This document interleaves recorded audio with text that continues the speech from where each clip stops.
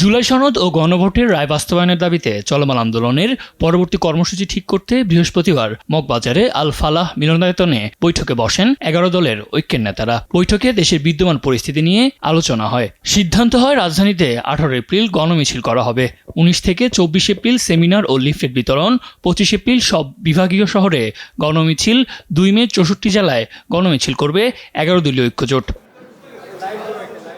বৈঠক শেষে সংবাদ সম্মেলনে জামাতের সেক্রেটারি জেনারেল অভিযোগ করেন, জ্বালানি তেল সংকট, হামের সংক্রমণ নিয়ন্ত্রণে সরকার পুরোপুরি ব্যর্থ।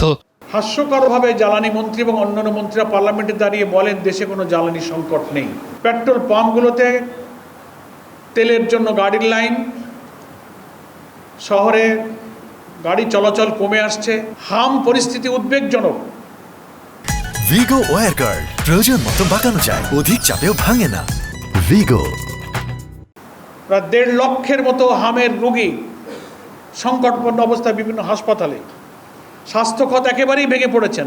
গণভোটের রায় বাস্তবায়নে ১১ দলীয় ঐক্যের আন্দোলন দমনে সরকার যে হুমকি দিচ্ছে তা ফ্যাসিবাদী ও অসাংবিধানিক আচরণ বলে মন্তব্য করেন তিনি। জনগণের ট্যাক্সের টাকা পয়সায় কেনা লাঠি, অস্ত্র, বন্দুক আর বাহিনী দিয়ে যদি জনগণের আন্দোলনকে আবার মোকাবেলা করার সিদ্ধান্ত বা পলিসি তারা গ্রহণ করেন, তাহলে কি পরিমাণ ভুল করবেন সেটা ২৪শে জুলাই অভ্যুত্থানের আন্দোলন থেকে তাদেরকে আমি শিক্ষা নিতে বলব। পুলিশ দিয়ে, র্যাব দিয়ে, কোনো বাহিনী দিয়ে জনগণের ন্যায্য কোনো আন্দোলনকে থামানো যায় না। এই ইতিহাস এই জাতির সামনে আছে। এ ধাপের কর্মসূচিতে গণভোটের রায় বাস্তবায়ন না হলে পরবর্তীতে সিটি কর্পোরেশন ও বিভাগীয় শহরে সমাবেশ করার কথা জানান জামায়াতের সেক্রেটারি জেনারেল। জুলাই সনদ ও গণভোটের রায় বাস্তবায়নে এর আগে ৯ থেকে ১৩ এপ্রিল কর্মসূচি পালন করেছে ১১ দলীয় ঐক্য।